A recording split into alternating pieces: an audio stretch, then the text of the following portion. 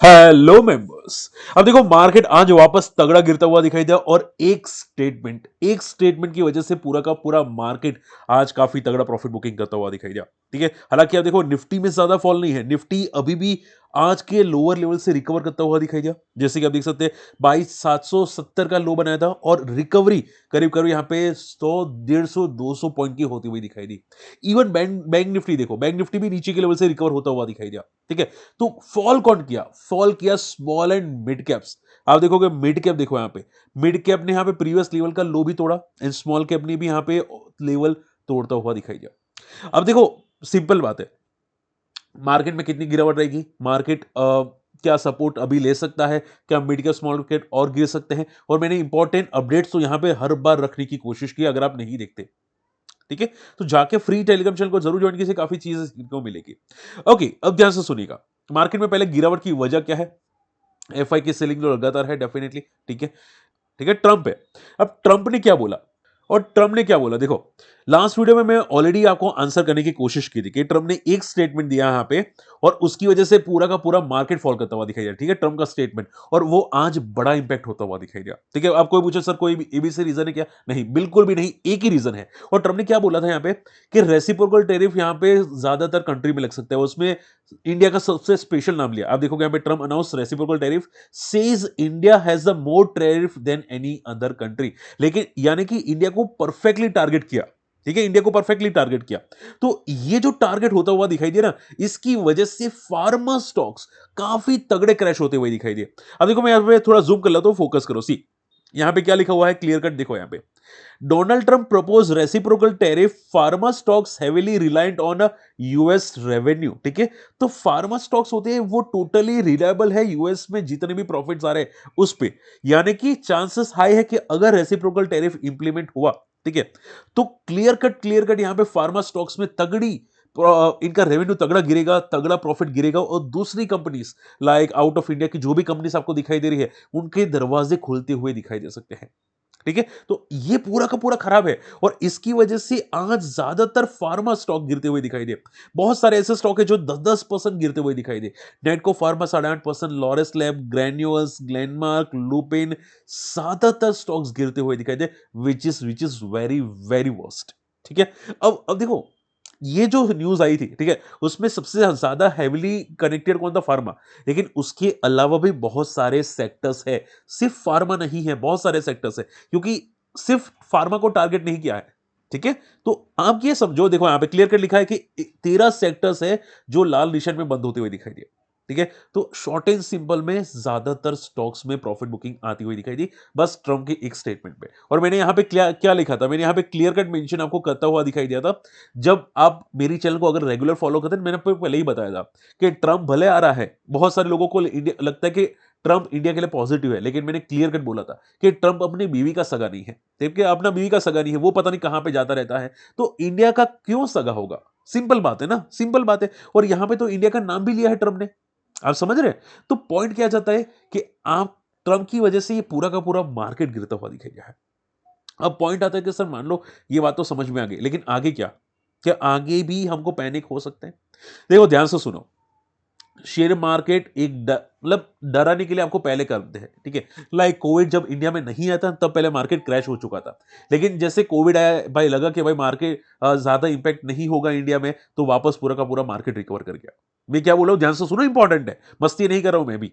देखो, तो कोविड आया था, उससे पहले मार्केट गिर गया, और जैसे कोविड ऑलमोस्ट स्टार्ट हो चुका था, लॉकडाउन हो चुका था, लेकिन ऐसा लग रहा था कि इंडिया में शायद ज्यादा इंपैक्ट नहीं होगा, तो मार्केट रिकवर किया।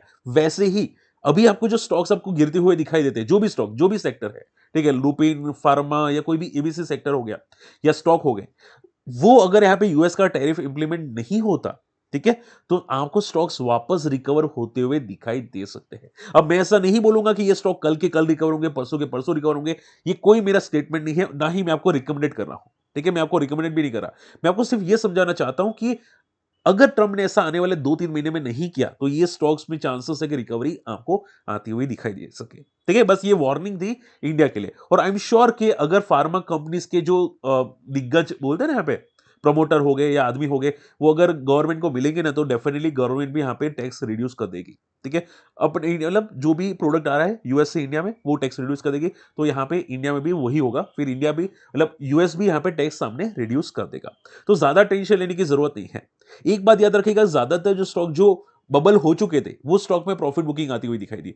लाइक मान लो यहाँ पे नेटको फार्मा हो गया या कोई दूसरे फार्मा स्टॉक्स हो गए जो काफी बबल होते हुए दिखाई दिए, वो आपको फॉल करते हुए ज्यादा दिखाई दे।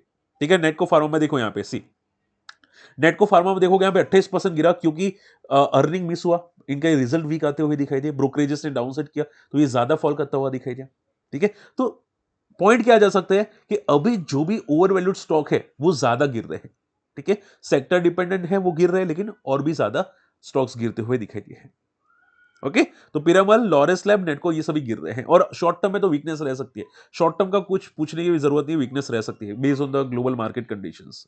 उसके अलावा मनोपुरम भी फॉल किया। आज मनोपुरम देखोगे यहाँ पे ज्यादा फॉल किया, 5-7% से ज्यादा। उसका रीजन था week result.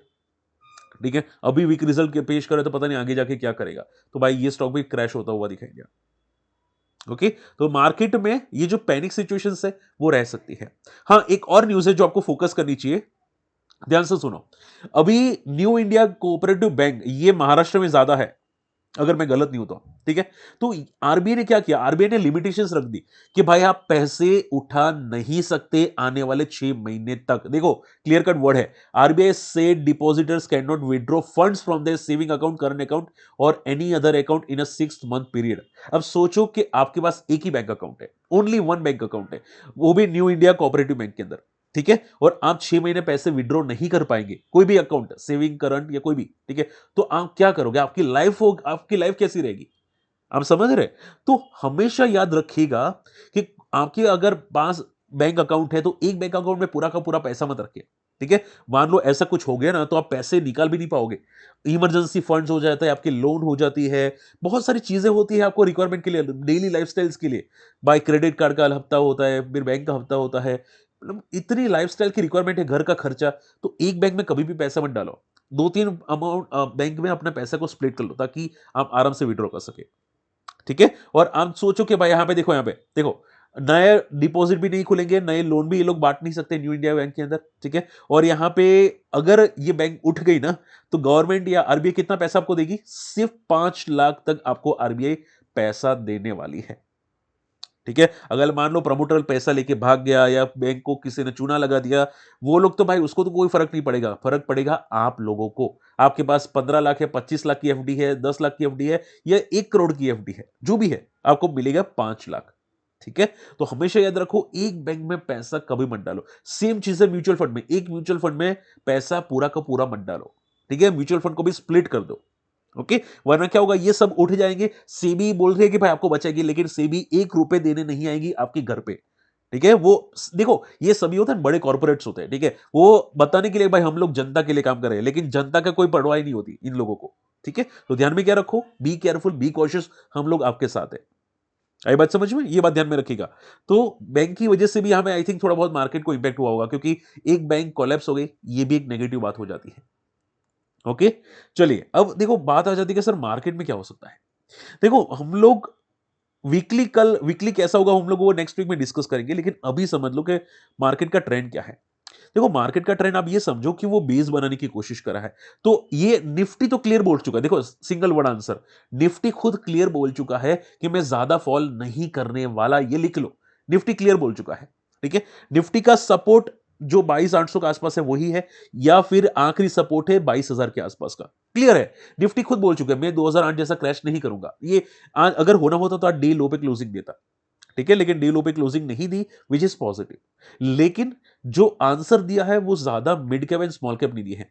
Mid cap and small cap clear cut answer है कि मेरे फॉल थोड़े बाकी है, थोड़ा फॉल मेरा अभी भी बाकी है। ठीक है, तो वो फॉल और करने वाले हैं थोड़े बहुत। हालांकि मैंने निफ्टी में मिड कैप में एक सपोर्ट बताया था जो है 50,000 के आसपास। ठीक है, लेकिन हमेशा याद रखो, सपोर्ट सिंगल लाइन नहीं होता, एग्जैक्टली परफेक्टली लाइन सपोर्ट नहीं होता। ठीक है, एक रेंज होती है, और रेंज कितनी है यहां पे अप्रोक्सीमेटली। ठीक है, 50,000 से लेके 47,500 की एक रेंज है, ये रेंज है मिड कैप की। अगर ये बाई चांस टूट गई ना, तो प्रॉब्लम बड़ी क्रिएट हो सकती है, लेकिन चांसेस बहुत बहुत ही कम है। और मैंने आपको ऑलरेडी मैंने यहाँ पे बताया था, यहाँ पे अगर हमारे फ्री टेलीग्राम चैनल के अंदर है, तो मैंने आपको एक बात बताई थी कि मार्च से स्ट्रॉन्ग पुल बैक आने वाला है।